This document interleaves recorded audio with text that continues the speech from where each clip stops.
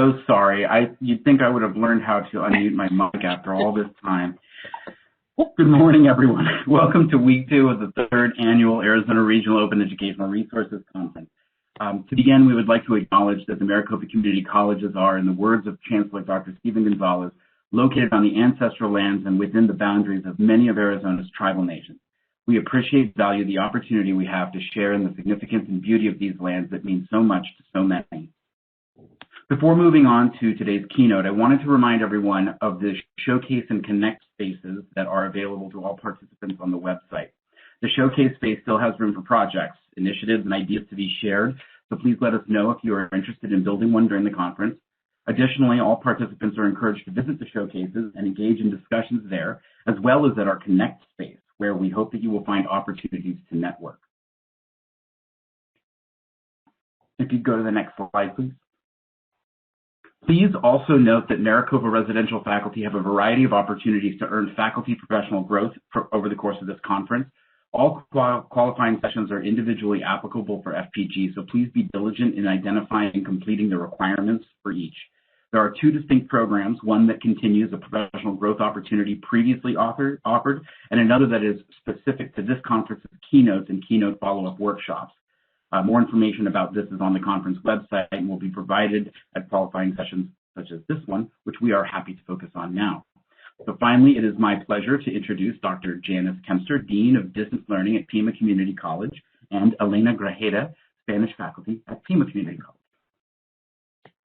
Good morning, everyone, and welcome to the second week of the Arizona Regional OER Conference. Like Matthew said, I'm Jan Kempster, Dean of Distance Education in Pima Online at Pima Community College in Tucson, Arizona.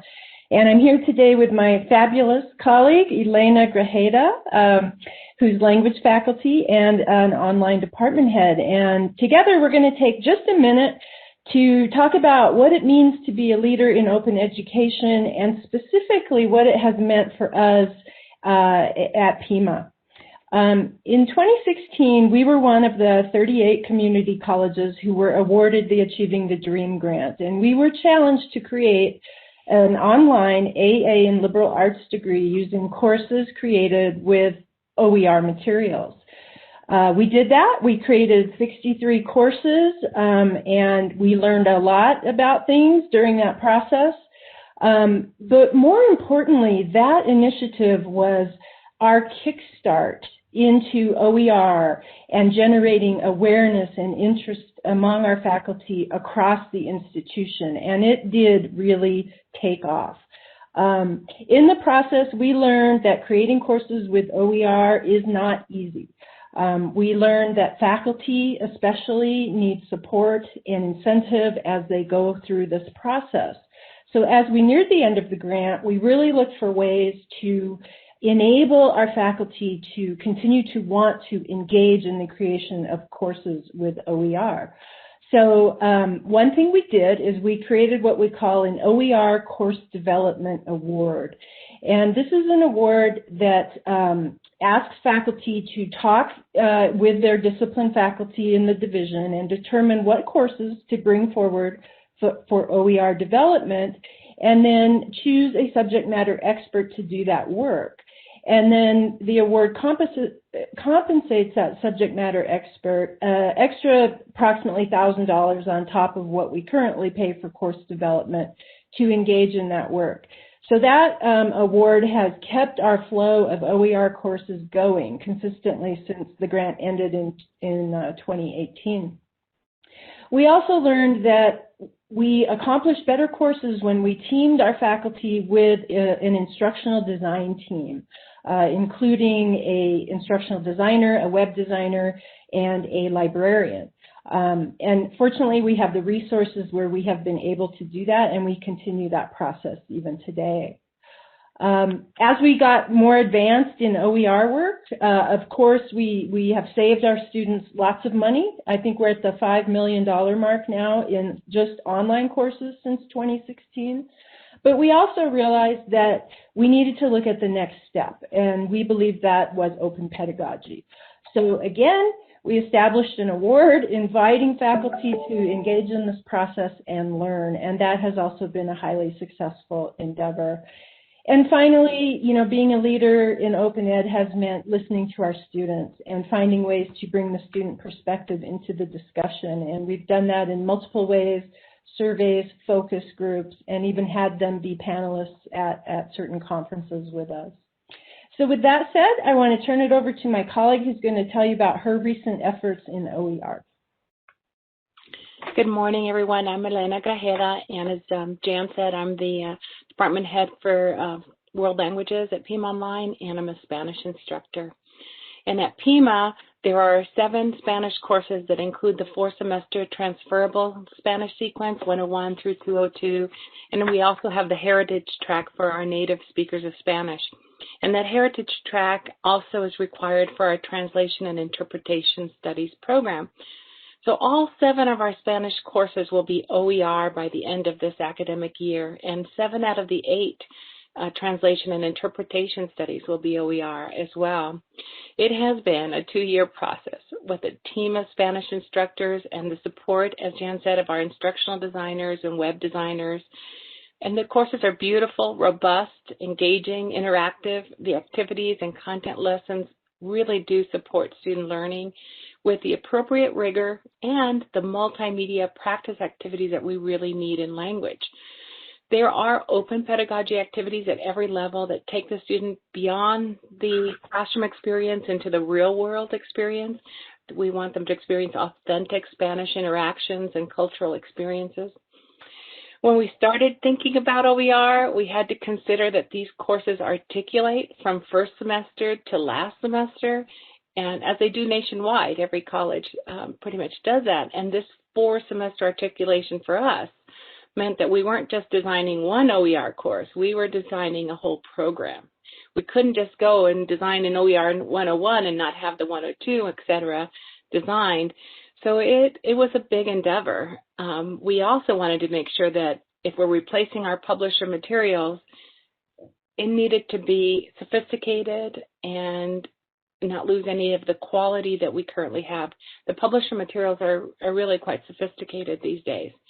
So due to the multimedia dimensions, the continuous listening, reading, speaking, and writing development, and all the multimedia web practice features that we need to teach a world language, we began researching OER thinking we want a full textbook. We don't want to design it from scratch as it would be quite a big endeavor. And there's a lot of OER in the commons for languages. Texas has developed some pretty amazing programs at several of their universities, and there's a full site called Accesso that's really good. But we weren't finding something that really was fully developed for our 7-semester sequence, and we knew we were going to have to invent and create our own. But fortunately, at a conference, I was introduced to the OLI, Carnegie Mellon Spanish materials, as well as Lumen Learning published their first Spanish semester book exactly 1 year ago, last spring, and their second one was finished last summer. So adopting those and then really tweaking them and changing them for our needs has helped us develop a full 7-course sequence. Lumen Learning called their world language development or their Spanish development the Holy Grail, because it's so hard to design for languages. And even for us, using their materials, we had to adapt, redesign, and implement those OER materials for our needs and for our articulation. And in the process, we included our own creative designs of discussions and video assignments and grammar activities. We use H5P. We've designed tasks that are interactive and require students to engage with each other. We've used some of the Creative Commons materials as well as with our own innovations. And I'm proud to say that by May, we'll have all 7 courses done and piloted. So we did pilot so we can work out the kinks and get student input. And I think they look great as well. So that's what we've been doing with Spanish at Pima. Thank you, Elena. And I can attest to the effort on behalf of that Spanish team. It's been remarkable. All right. Well, that gives you a little idea of what Pima's been up to. And with that, I am very pleased to be able to introduce the keynote for today, Shinta Hernandez. Shinta is the Department Chair of Sociology, Anthropology, and Criminal Justice at Montgomery College in Montgomery County, Maryland. During her 14 years at the college, she has worked on helping to advance work in the areas of open education resources and open pedagogy, social justice and equity, inclusive curriculum, faculty professional development, international collaborations, and online education. She currently serves on the leadership teams of the Montgomery College Achieving the Dream Student Success Network, the Community College Consortium for Open Education Resources, Equity, and Inclusion Committee, and the Maryland Higher Education Commission Faculty Advisory Council, and the Maryland Sociology Affinity Group. Shinta received her BA in psychology from Brandeis University and her MPP degree in social policy from Georgetown University. Currently, she is in the sociology PhD program at the University of Maryland College Park and is nearing the end of her dissertation work, which is entitled A Sociological Analysis of the Impact of Online Education on Community College Completion, a case study of Montgomery College in Maryland. I know I will be very excited to read that dissertation when it comes out. So with that said, Shinta, I'll turn it over to you. Wonderful. Thank you so much, Jan, for that nice introduction. I want to make sure that my PowerPoint is up and ready to go. So if it looks like it is. It is. Yeah, perfect. We can see it. Thank you. Thank you. Well, good morning, everyone. And to my East Coast colleagues who have tuned in, good afternoon. Thank you, all of you, for having me in your virtual space here in Arizona and for inviting me to be a keynote speaker. It's an honor and a pleasure to be here at the 2021 Arizona Regional OER Conference. And it is always a pleasure and an honor to talk about open education, open pedagogy, and social justice. So as you see, the title of my keynote there is Lead with Innovation, Open Education as a Means to Achieve Global Justice, Student Success, and Faculty Engagement. So this keynote is designed to be interactive. So there will be some opportunities for you to chime in through polling. Also, my Twitter handle is written at the bottom right of the slide there. It's at Prof. Hernandez 2, as in the number 2. If any of you are interested in tweeting this live, go right ahead. And then don't forget to include the hashtag OERazona 2021 so the public can follow along with what's going on with this event. And by the way, hashtag OERazona is brilliant. It's very catchy. I like it a lot. It is personally important to me, but I also believe that it's a moral and civic obligation to honor the original inhabitants of our land. So I'd like to begin by first acknowledging the Piscataway people, traditional custodians of the land on which I reside here in Maryland. And I also want to acknowledge the 22 Native nations that have inhabited the land on which you all gather in Arizona. So before I get started, I think it's important for you to know who I am, because we're going to be spending an hour together this morning, where I've been and why I do this work. So I'm going to do this in an unconventional way, which is by showing you the logos of some of the places I've been and where I am today and what I'm currently doing. So as Jan mentioned, I am Shinta Hernandez. I'm the Department Chair of Sociology, Anthropology, and Criminal Justice at Montgomery College in Montgomery County, Maryland. I've been at MC for 14 years. I've been a department chair for 4 years. And during my 14 years at MC, I've served on a number of college-wide, statewide, and national committees, including the places of the logos that you see here. And when on these committees, as Jan mentioned, I focus on a number of different areas that relate to equity, inclusion, diversity. And so for me, that was always and continue to be both my personal and professional identities. Prior to my time at MC, I was an adjunct sociology instructor at a number of the higher ed institutions in the state of Maryland, and here are the logos of those schools that you see in the second row. For me, teaching students in public institutions and serving our local communities are really near and dear to my heart, which is why I'm committed to continue working in and with public institutions, but I'm also committed to working with private institutions to advance the work, because really approaching student success in a holistic, comprehensive, and strategic way has been my philosophy for quite some time. And you know, in sociology, we teach about social and global inequalities. We get our students to think about solutions to the issues that have plagued our societies for way too long. So it is quite fitting for me to continue in this equity work in this current space I'm in. Now, prior to academia, I worked in research and public policy think tank organizations in the Washington, D.C. area, namely the Urban Institute and WestAT, as shown in that last row. And when I was a public policy analyst, I conducted extensive quantitative and qualitative research studies. I traveled across the country on site visits to conduct these program and policy evaluations, like projects related to the No Child Left Behind Act, the National Child Abuse and Neglect Study, the food stamp program evaluation. And essentially here, the work that I was doing at these think tanks was so critical to reducing inequalities in America. So that is me in a nutshell. And now I want to just give you a quick overview of what you will hear this morning. So let me give you that rundown of what I'll cover today. And I'll also give you a rundown of what I'm going to cover next Friday, February 12th at a follow-up keynote workshop.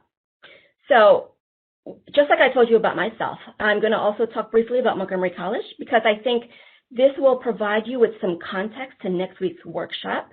But I also think it's important for you to know more about my institution so that when you go back to your respective institution to possibly carry out some of the work you'll learn about this morning or the work that you're going to learn throughout this conference, you'll know how to approach those conversations and you'll know to whom you should approach about the work that you're interested in advancing. And as an applied sociologist by training, I like making links and connecting the dots. I like articulating how the different components of our lives are intertwined and aligned, because for me, what that kind of reflection does, and hopefully for others, is to show that we shouldn't live or work in silos, but rather we should live and work together, and we should live and work together smarter. So the way I've laid out my presentation is based off of the three themes of the conference: build, connect, and showcase, as you see here. In discussing the build component, I'm going to talk a great deal about the significance of open education and open pedagogy. And then with respect to the showcase aspect of the conference, I'll share with you some examples of open pedagogy and OERs. And then in relation to the connect piece, I'll discuss some strategies to increase faculty and staff engagement at your institution and offer some tips for gaining some leadership or other professional development opportunities in this area. And then as a way for me to culminate the Build, Connect, Showcase themes, I'll give you a sneak peek into the workshop that I'm organizing next Friday. And then in the end, we'll conclude with the Q&A, and then I'm always happy to chat by email at a later date if I can't address all of the questions this morning. All right, so Montgomery College. We are located in Montgomery County, Maryland, right outside of Washington, D.C. We're an open access community college. We have 3 main campuses. We have about 54,000 credit and non-credit students annually who come from 165 countries now, and even though it says 159 there. We have more than 21,000 online student enrollments every year. And just this year, Montgomery College was ranked as the #1 online community college in the state of Maryland. We have about 500 full-time faculty and nearly 1,000 part-time faculty. The college is located in Montgomery County, which is one of the most diverse counties in America. And in fact, just 2 years ago, the college was ranked as the #1 most diverse community college in the continental United States. We are the largest community college in the state of Maryland, and we have the largest undergraduate enrollment in the state next to the University of Maryland Global Campus, which is actually a global virtual university. So really, for a local institution, we're pretty big. So now that you know about me and my institution, I want to get to know you a little bit. So I'm going to ask you some questions using the polling system. So if we can pull up the first polling question there, it's right in front. What is your official role at your institution? I'll give you about a minute.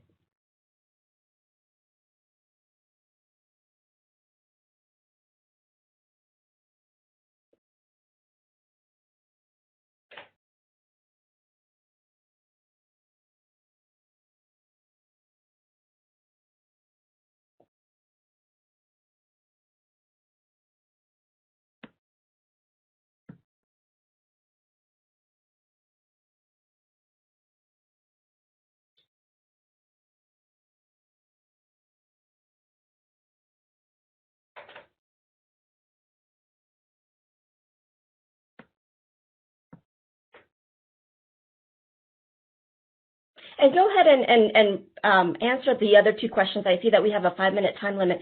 So the second question is, what is your knowledge level of open education? You have a couple of responses there as options. And then the third question is, what words or phrases come to mind when you hear open education? And again, words and phrases are sufficient.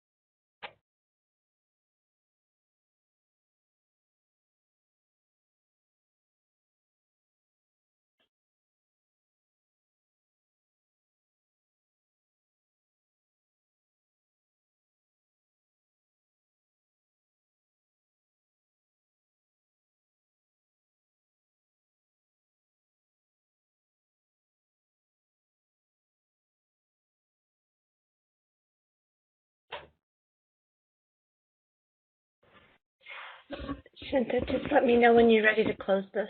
Okay, yeah, go right ahead. I think we've given the audience enough time, I believe. And will I be able to see?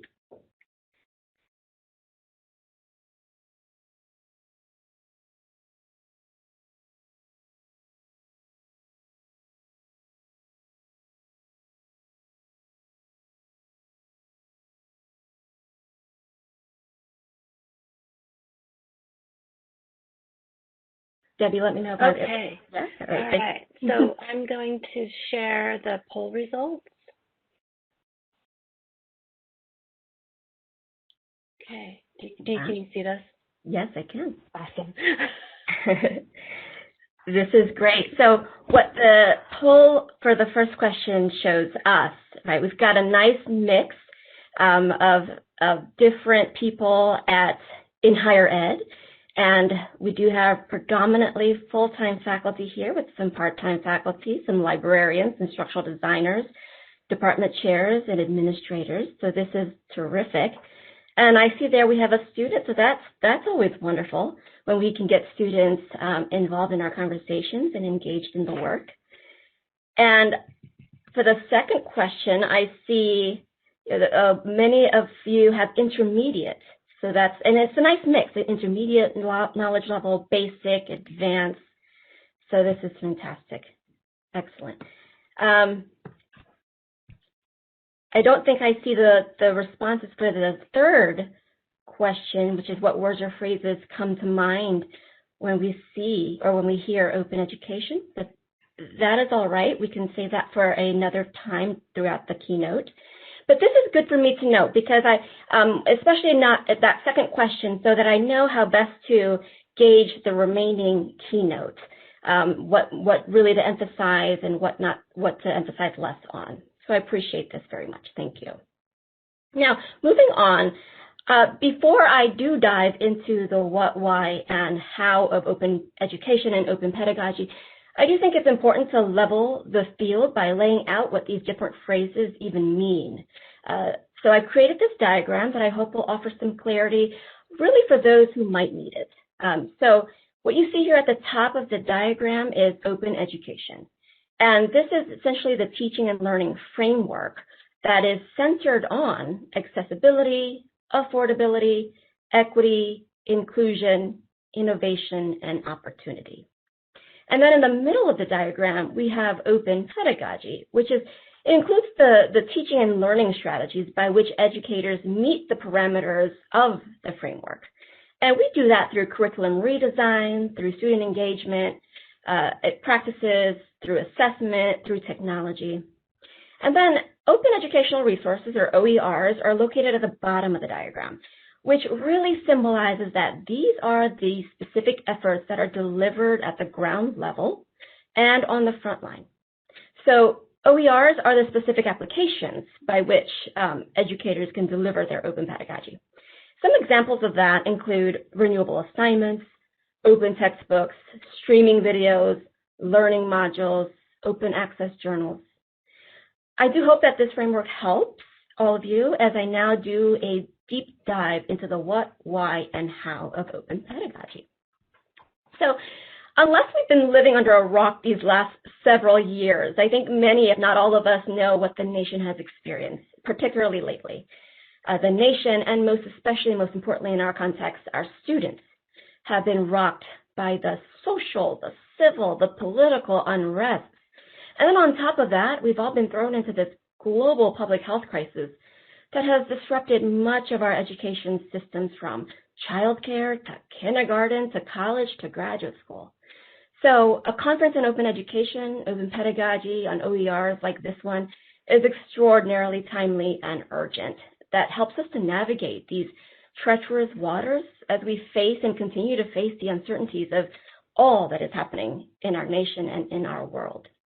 Now, in going over the what, why, and how, I'm going to align this to the three-tiered approach of this conference, as I mentioned earlier in the introduction: the build, connect, and the showcase. When I talk about the what of open pedagogy, let's talk about building our skills and knowledge. So based on one of the poll questions on what's your knowledge of open education, many of you were in the intermediate category and some in the basic and some in the advanced. It's great to see this spectrum, because that connect part of the conference, this community of practice, is exactly what is needed to advance this work. We need to be able to learn from everyone, despite our level of knowledge in the field or in the area. We can't do this work alone, and we should not do this work alone. And you all know, I think, or many of you know, that open education, open pedagogy is not a new concept by any means.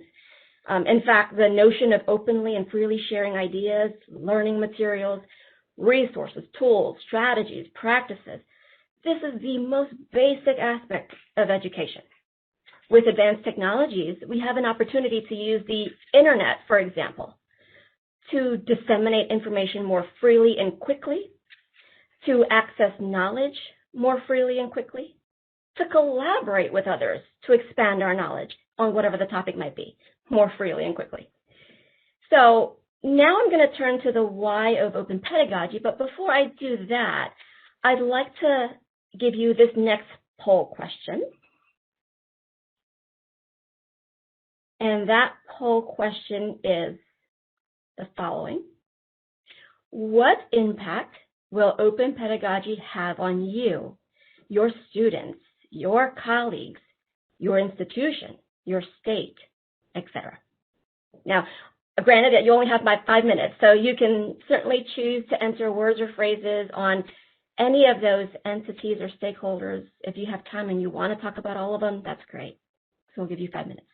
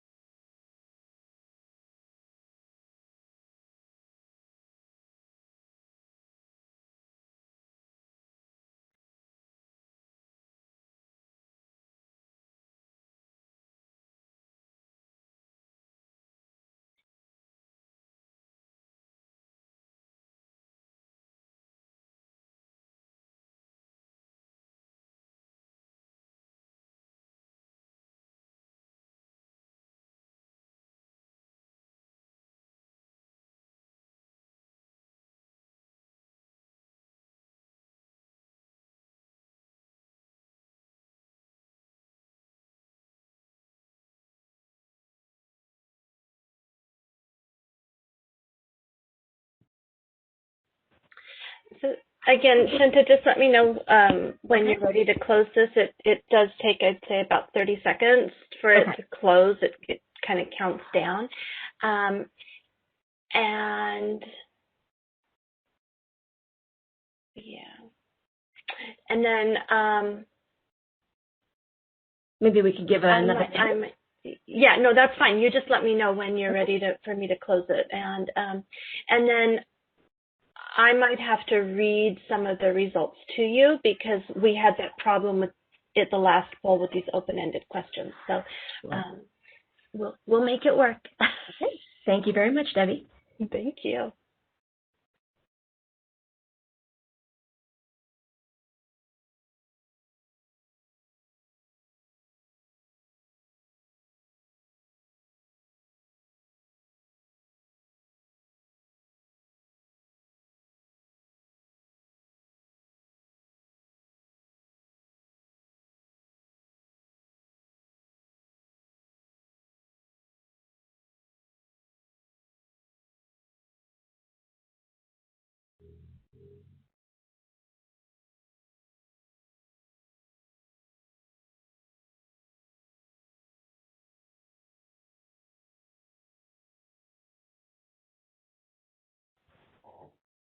Okay, I'm going to go ahead and start the close process. So I'd say folks have about 20 seconds or so to kind of finish their thoughts.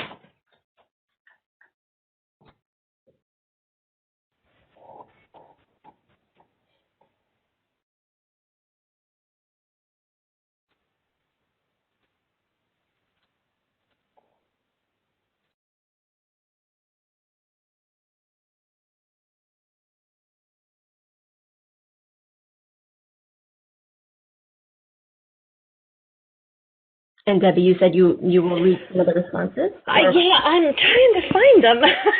I clicked the button. So okay. Our attendees may be able to see the results, but we can't see them. So. And actually, you know what? Don't worry about it because there's a second reason why I'm asking participants to engage in these poll questions. So let's not worry about if the responses can't be seen on our end. But I want to mention to the audience that the reason why I'm asking you these questions, and some of them more heavily loaded than others, is that I want you to take those questions as opportunities to reflect throughout the keynote itself, but also use those questions to help you reflect throughout the conference this month and into Open Ed Week in early March. So no worries, Debbie. We will just proceed if that is all right with you. Yes, that's fine with me. I'm so sorry. I don't know why it's not displaying on my end. So that is absolutely fine. So now let's move on to the why of open pedagogy, which is this build component. And I think many of us who are on this call, on this keynote, we know that we want to learn, and we know that most people do want to learn, right? And then when we as a larger community can provide free and open access to learning materials, what we're really doing is that we're furthering the support, we're expanding that learning process, we're increasing equitable access to education, we're engaging in innovative and teaching and learning strategies, we're empowering our students and we're having them become agents of change in their communities, we're having them become partners in their own learning process with us as educators, we're expanding our community of practice, and ultimately we're improving overall success for all parties involved, really. So then how does this work? I hope you're asking yourself. When we agree to make knowledge open and free, the following can happen. Our students can have access to learning materials without a cost burden. And in some cases, they can access the materials indefinitely without having to be limited by a time period or a cost, right? They can also be involved in their learning process, as I mentioned earlier. Instead of being solely the recipients of the information, they can be collaborators. They can also be creators of assessments. They can be partners in this educational journey of theirs. Now, for faculty, what will happen with faculty is that they can create a more inclusive curriculum by drawing on resources or knowledge that are not confined by a traditional proprietary textbook. They can include information about marginalized people or hidden figures of people who significantly contributed to the field who are not discussed much in those proprietary textbooks. I don't know how many of you heard when I said hidden figures, and I was actually taking that from the movie title about the true NASA story accounts of Katherine Johnson, Dorothy Vaughan, and Mary Jackson. That, again, is another good example of how we don't traditionally hear about them in the very common NASA accounts or NASA stories. But when faculty can draw on those resources in open educational resources, our students will learn a whole lot more than what they're confined to in these textbooks. Now, ultimately, students can feel a greater connection to the academic content if they also can see themselves in the material that they're learning. And thus, overall, they can become successful or more successful. Higher ed institutions should also help to build and connect. When institutional support to advance in this space is alive and well and authentic, it makes for a cohesive and comprehensive approach to the importance of open education. So for instance, in my intro slide, I had mentioned that I'm on a number of statewide and national committees, right? And it is through these committees that I have witnessed for myself that institutions working together can connect faster. They can build upon one another's expertise. Now, open education is certainly not just limited to students and faculty. Researchers, policymakers, other practitioners can also benefit from free and open education. For instance, they can share data, they can share research studies to build off of one another's work. They can engage in fresh and relevant brainstorming to keep their discipline or field fresh and relevant, without again being confined to money and time. They can collaborate with one another to create comprehensive and large-scale approaches to success rather than localized efforts. So all in all, this is why open pedagogy is important. It's this building off of one another. Okay. So now I would like to share with you on how open education can come to life. And this aligns with the showcase portion of the conference. So recall earlier we talked about one of the most obvious benefits of open education is that the costs to our students are eliminated, right? And of course, students care deeply about that, about ways to increase college affordability. And at Montgomery College, we've been able to save students $7.3 million by offering Z courses and Z degree programs. For example, our General Studies and Criminal Justice Z degree programs. The Z stands for Zero Cost Textbooks and Course Materials. Now, this is all great news, right? And it is. We, though, as educators, while we care about that, we also care deeply about the impact on student learning. And at Montgomery College, what we found out is that our students do as well as or better in our Z courses compared to our non-Z courses. For us as educators, this is absolutely wonderful news. Now, again, at Montgomery College, we took this one step further.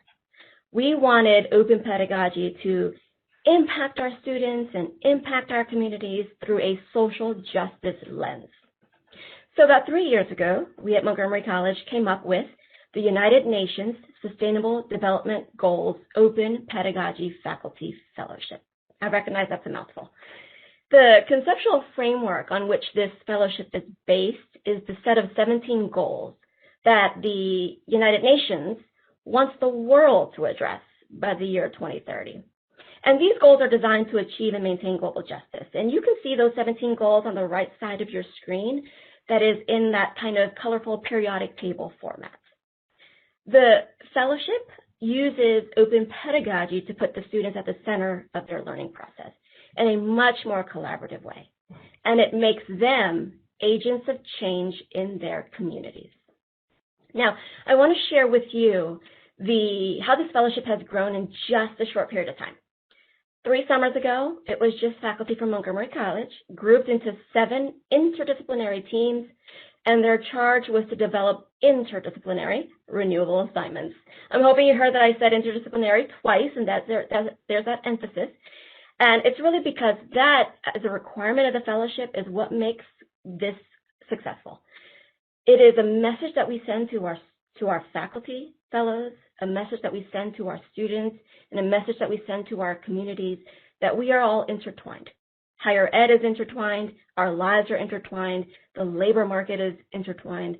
So it is important for us to ensure that this fellowship is based off of interdisciplinary work.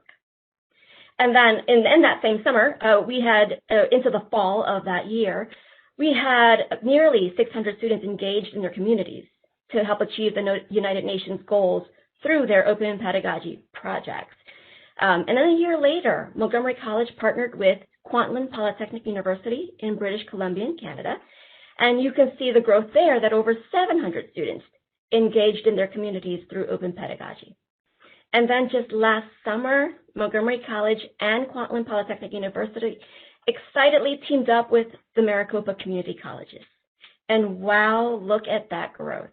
41 fellows, 16 teams, and over 1,600 students. And here's a treat for you. Some of the faculty and students from this year's cohort will present every Friday at this very conference. So we are excited to be able to pull in 13 faculty-student pairs at your showcase here.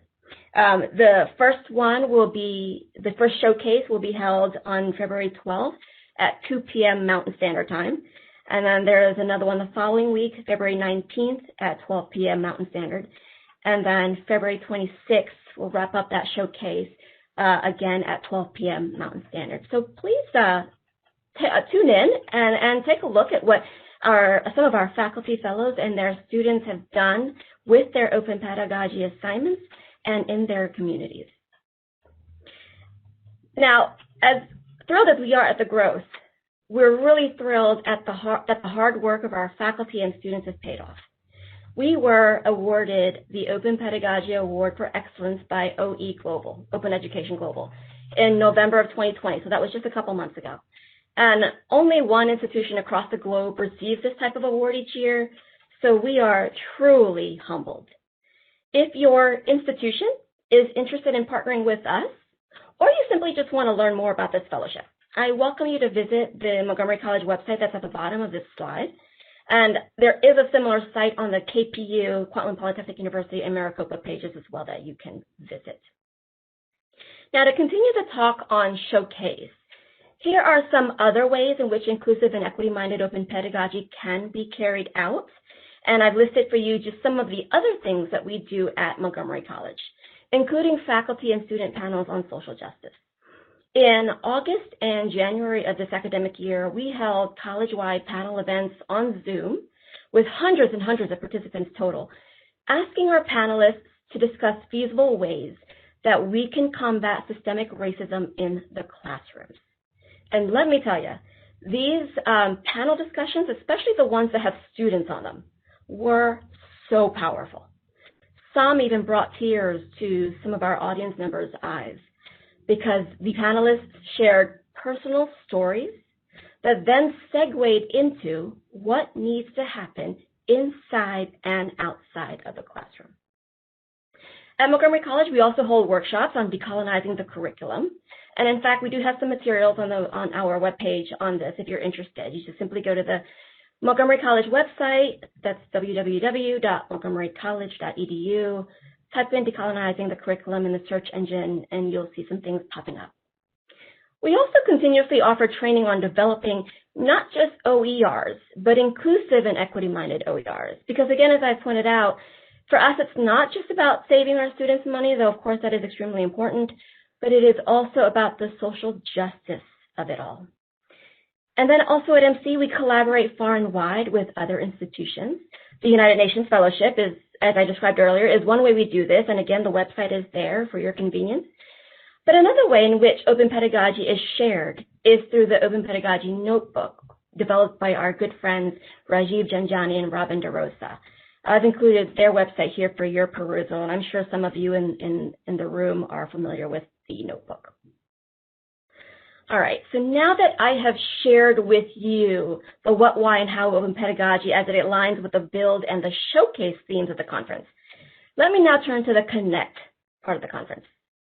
There are many ways in which both faculty and staff can get involved, and you can leverage your positions at your institutions to help advance the work. Now, I want to tell you this. As I discuss the ways in which you can get involved and connect, I want you to know that there is no particular order in this process. Do what makes you comfortable.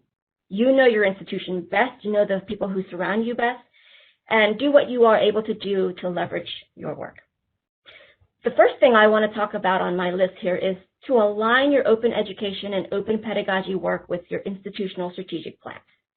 Now, what you see here are the logos of Montgomery College's guiding documents. We have the MC 2020 and MC 2025 institutional strategic plan cover pages. We have the Middle States Self-Study Report. Middle States is our accrediting body. We have on the right side is our Achieving the Dream ATD Student Success Vision Statement that we created when we first became an ATD school. And then the colorful wheel there is part of our Academic Affairs Master Plan. Essentially, my point here is that if you are able to include your work, the open education work, in as many of these guiding documents as possible at your institution, you will be able to garner enough support to carry out the work. And then over time, the work will be even more successful. One way to do this alignment successfully, I think, at your institution may be first to build a hub for professional development if one doesn't exist. And if one does exist, allocate enough resources to these efforts. And then also engage your professional development leaders as partners in helping you identify your institution's needs and opportunities. I think if you approach it this way and you invest in this work this way, you're creating so many opportunities for college-wide transformation in this space. Okay. Another one that's on my list here is to collaborate across your institution. At Montgomery College, with respect to advancing the open education work, we've involved all of these groups of people: librarians, instructional designers, our senior leaders, our full-time faculty, our part-time faculty, student affairs staff, the grants office, our students, our community members. We've involved just about all sectors of our institution and our communities, because at Montgomery College, what we believe is that when we bridge boundaries, when we connect with the various offices and leverage the roles that we all have at our institution, and we exchange our ideas, if your institution is able to do something similar, collaborate with the diverse stakeholders together in a more systematic way, then the holistic approach of student success can be more readily achieved. Everyone can be a leader from where they sit. The key here is to find ways that you can connect with all of them and, again, leverage their influence at your institution. All right. Now, the third on my list is to network outside of your institution. I mentioned that we are an ATD school, so by simply being a part of this national network, we can access resources that help us improve equity and success, including our open education work. But if you're not an ATD school, you can find ways to network and connect by, say, for example, attending conferences like this, or ask yourself to be on committees in this space. Many of you know these organizations that I have here on my slide: Open Education Global, the Community College Consortium for Open Educational Resources, which is CCC OER, and Open Ed. And then, hey, let's not forget social media. It's been a great way to learn what others do in this domain and to connect with them, because I think in the end, the force of open pedagogy work can be strengthened even more. I think, again, many of us know that the power of social media is quite incredible, as I think we've seen in the last couple of years. Next on my list, number 4, establish a formal infrastructure to support the work and the people who do the work. At Montgomery College, through an ATD grant on the OER Z degree program creation, we were able to establish MC Open. And this is the infrastructure at our institution that allows us to share OERs across the college, allows us to provide relevant training, and it encourages networking also in this space. And this is actually not as costly as it may seem, because what's important in the creation of such an infrastructure actually goes back to one of my earlier points, which is to partner with stakeholders across and outside of your institution. I think that if you can do this, you'll be able to house a well-developed professional development hub or spot at your institution, which can then be the launching pad to a much more formal infrastructure. All right, so and the fifth and last point I want to make with respect to the connect piece of getting involved is find and utilize your institutional and course data on student success to help you validate your work to other people. Now, I'm sharing with you the Montgomery College data on ABC rates, or student success rates, of students by demographic variables who took Z courses versus all other types of courses. And as you see here, there are some Z groups who have better outcomes than others, such as African American males and Hispanic females. But then there are other groups whose outcomes are equal to those of those who take all courses. But the point of my slide here is really to stress that when you can share your data with people across your institution, the ability for you to engage the various stakeholders becomes a bit more simple.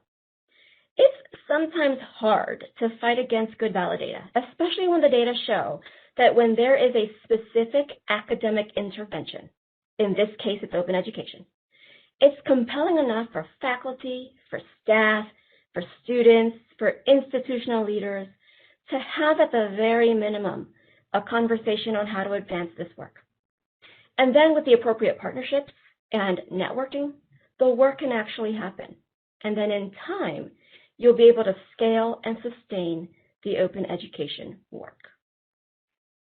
So let me give you a sneak peek of the workshop I'm conducting next Friday, February 12th. And let me share with you again that this work is the culmination of the Build, Connect, Showcase approach at this conference. So at this workshop, you'll build by learning what it means to empower our students. You'll gain a better understanding of what renewable assignments are and how they can help student engagement. You'll learn also the framework of the United Nations Sustainable Development Goals Open Pedagogy Fellowship that I discussed earlier. Also at this workshop, you will connect by learning about the international partnerships of this fellowship and how you can get involved. You'll also learn how to connect with students and connect them to their communities. During the workshop, you'll go into breakout sessions and you will connect because you'll be learning from one another. Now, last but certainly not least, I will showcase for you during this workshop some examples of faculty assignments and student projects from previous cohorts. And you will also get to showcase the renewal assignment that you'll create from this workshop. So I do hope I'll get to see you there. It is on February 12th, like I mentioned, 12 p.m. Mountain Standard Time. And the workshop is called Creating Renewable Assignments to Transform the Teaching and Learning Environments in Support of Social Justice and Student Success. Now, I want to ask a couple more questions very quickly. If we can move on to the next couple of poll questions, please.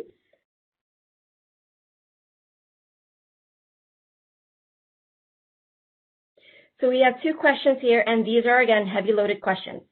The first one is, what challenges do you currently face at your institution in the open education and open pedagogy space?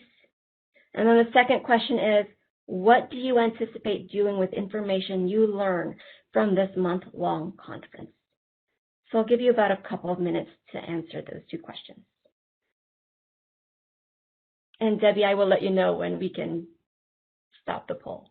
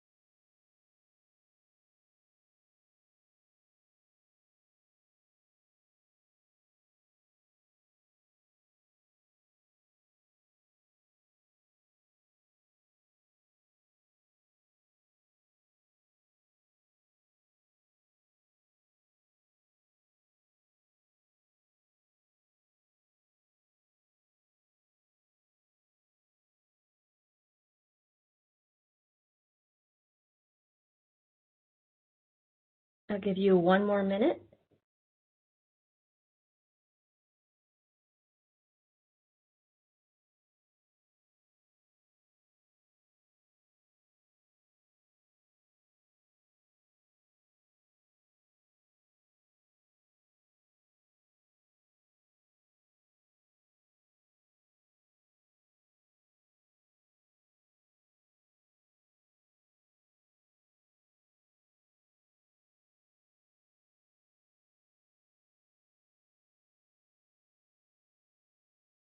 Debbie, if you wanted to stop it at 3:15, that would be fine with me.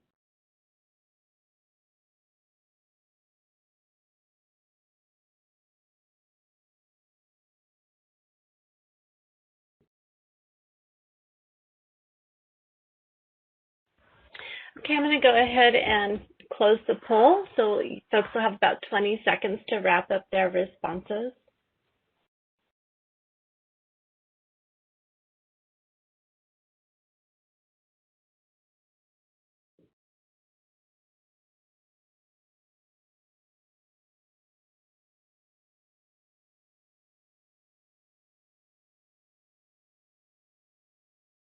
Okay, and I think we have closed it.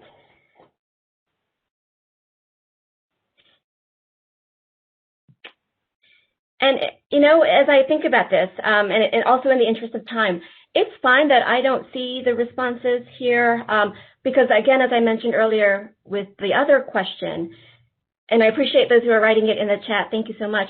But the other reason why I'm asking these types of questions, specifically these two, the challenges that you face, as well as what do you anticipate with the information you learn from this conference, is again really to reflect, right? Because before I end this keynote and go into the Q&A portion of the presentation, I want to leave you with an opportunity to do more reflection. Reflect on what this event means to you. Reflect on what you mean to the community. Reflect on what the community means to you. And reflect on your purpose. So, as I end the keynote, let me say this. It is important, as I think many of us on this meeting know, we must continue working toward a more socially just landscape in American higher ed. With the continued uncertainties from COVID-19, the growing social justice concerns, our teaching practices, our learning environments continue to be challenging for our students and for us as well. So I encourage you to continue advancing in this space, even when you might feel like you're doing this all alone.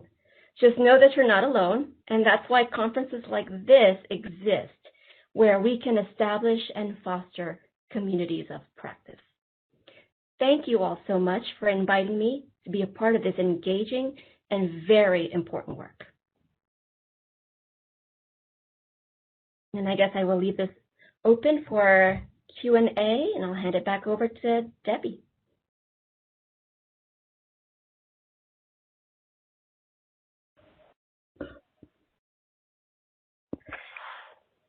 So we do have a couple of questions in the chat.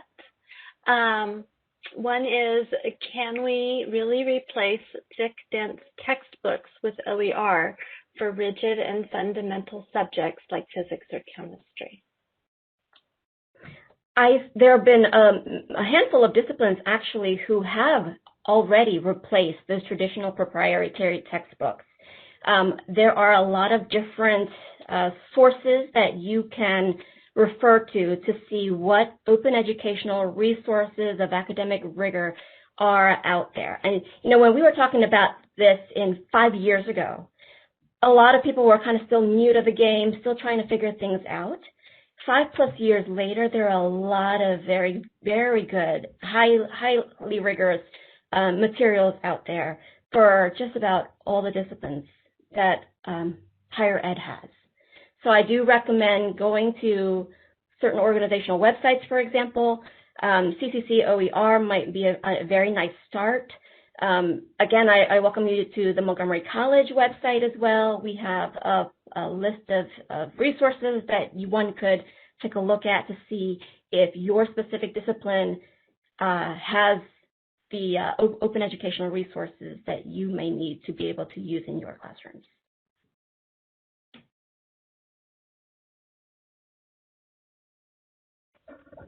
And also, we had somebody reach out and share that there is a conference showcase. There is a showcase in the conference showcase space about chemistry. So I'm going to go ahead and post a link to the showcase in the chat for anybody who's interested in checking that out. There's a brief video as well as an asynchronous Padlet space. We're really getting a lot of use out of Padlet in this conference. There is that asynchronous space for you to go in and ask questions of the folks that created that video. So it looks like that we also have the Connect space available, and that is also for folks to go in and have conversations and connect and collaborate with others about other very specific kind of topics in OER. So, all the more reason why I had mentioned earlier, Debbie, thank you for sharing all these different resources as well, how important it is to continue engaging in communities of practice like this, continue to have conferences where we can gather and celebrate the core values of open education, but also learn from one another and build off of one another's work. We have another question, and this is in the Q&A, that says, are there nursing programs that have fully incorporated OER versus e-books texts we currently use? And I'm going to kind of open that up more broadly, because while nursing at Montgomery College, they have done a lot in OERs, I wonder if there is something out there in the broader scope of the nation on nursing, fully nursing OER degrees. And again, I welcome you to visit those various OER organizations that we have. Again, Open Education Global might be another place where you can visit and see if there are fully nursing OER degrees in the country. And if anybody in the audience has any insight into this question, please put that in the chat. So I don't have insight into that question, but I can say that one of our panelists next week is going to be sharing about an open nursing project. So please take a look at the conference website for more information about that. And I see in the chat, like you said, everyone contributing with a resource, so I appreciate that.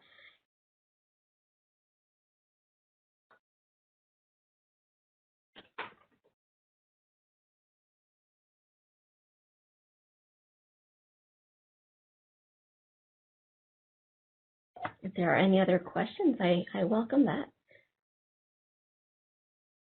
And if you think of a question after we are done with this keynote, or you think of questions along the way as you participate in this month-long conference, or questions during Open Ed in early March, always feel free to email me. I have my email address on that slide. I am an active social media user professionally, so you can tweet me at Prof. Hernandez 2, and we can exchange information that way as well.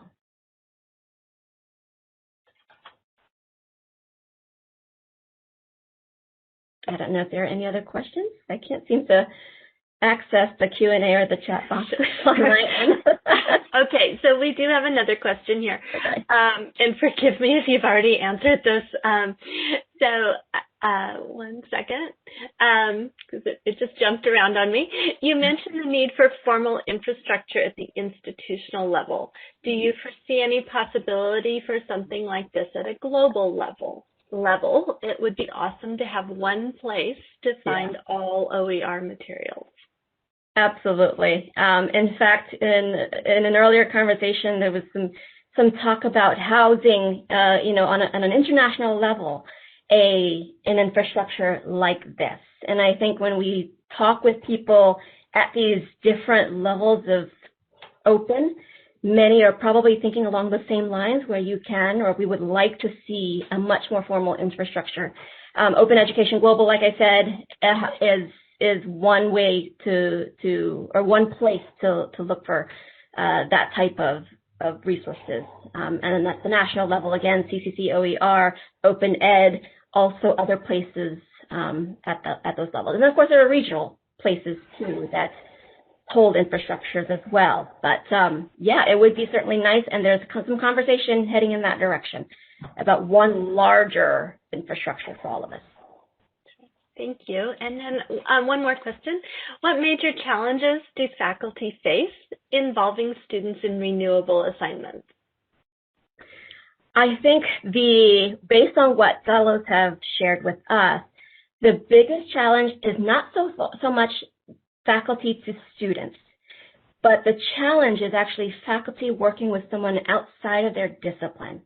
We have heard from so many of the fellows in the last 3 years that they're getting outside of their comfort zone. And we actually tell them, yes, that's the point of this fellowship, is to get outside of your comfort zone, to talk to someone else and work with someone else who you might not otherwise be working with had it not been for this fellowship. Like, for example, sociology and math. We had that kind of pairing our first year. And that one initially seemed to have some challenges that they were then able to fix along the way. And then when the students get the assignments, what they're actually most excited about is that they recognize they're part of a global initiative here. It isn't just a regular assignment, because on the outside it might look like it's just a regular assignment that they have to do. But when the fellows explain to the students that this is part of a larger initiative, they get so excited, and then we learn so much from them during these student showcases. The students teach us a lot, and one of the things that I want to share with you is, again, this first cohort we had a couple of years ago, a student, after she presented, said to us, I never knew what this assignment meant to me until I actually did it, and now I am changing my career trajectory. So that was jaw-dropping, and she's not the only one the only student who has said something similar to that. And so, again, I'm looking forward to these student showcases that are happening starting next week here at this conference. Thank you. Another question came in. Is there any committee that regulates the OER subject content so that confidence in their accuracy and material authenticity can be increased?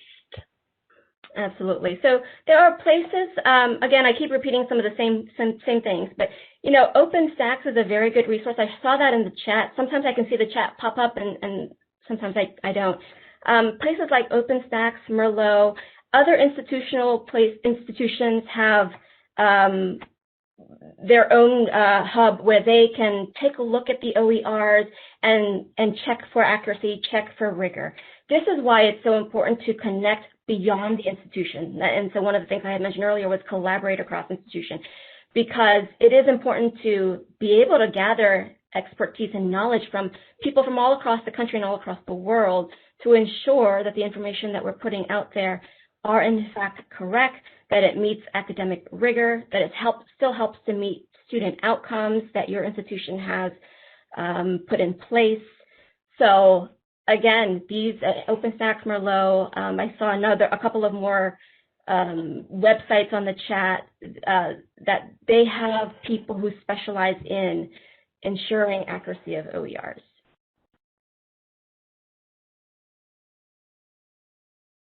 I hope that answers the question. Thank you so much. So if there are any other questions for Shinta, please include those in the Q&A or the chat so we can share those with her.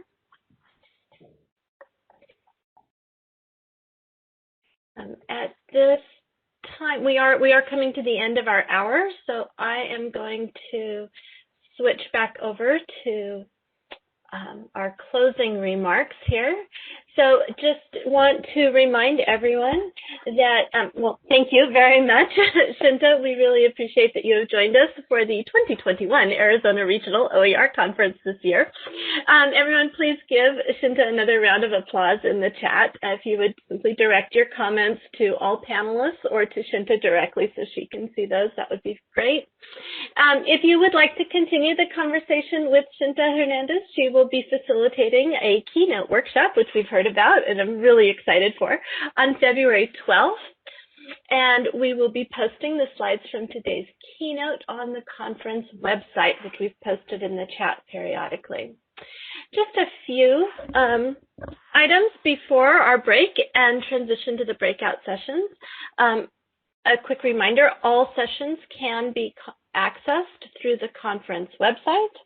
And we have multiple ways for you to socialize and interact with other registered participants throughout the 2021 Arizona Regional OER Conference. Connections and relationships, as we've heard, and especially nowadays, are so much more important in our new normal. Being online in meetings and maybe mostly just listening, it is vital to connect on a professional, social, and fun level. A very valuable part of attending conferences is networking and socializing and making those connections personally and professionally. Please engage and connect with colleagues and friends throughout the conference. We do offer various ways to socialize and interact. We've shared some of those already, and I'm going to put another one here in the chat for you. And this is where you can go to connect with others, the conference showcase, there's a Where Are You link, and of course, the photobombing pets, which is always fun and engaging. Registered participants who submitted a showcase to highlight an OER project idea or resource, achievement, or activity are posted on the showcase page. We are continuing to accept showcase submissions throughout the conference. If you would like to submit a showcase, please see the guidelines on the conference website. We invite you to connect, collaborate, and have conversations through the Connect space, which is also linked from the conference website.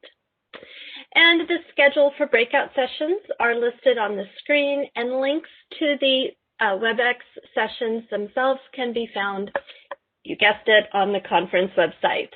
Please join us after the break for the keynote workshop with Jasmine Roberts, Achieving Intersectional Epistemologies in Practice Through Open Education, and the Open Ed Starter Seminar 5, The More You Know, with Matthew Bloom, Kristen Strange, and Seth Doherty. And this afternoon, we have two workshops. We have Open and Renewable Assignments, and we have the Open Education Starter Seminar 4, Ground Up. And finally, the 2021 Arizona Regional OER Conference events include two programs which have been pre-approved for FPG for Maricopa faculty. Program 1 is the OE Starter Seminar Series, Exploring the World of Open Education, which has been approved for up to 11 hours of faculty professional growth.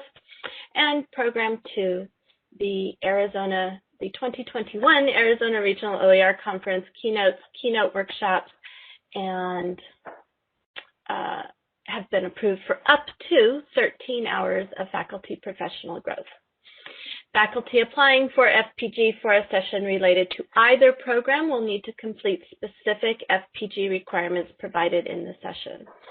The conference website identifies the date and block of time assigned to each program, and we do ask that you complete the evaluation and assessment each day, which is also located, you guessed it, on the conference website.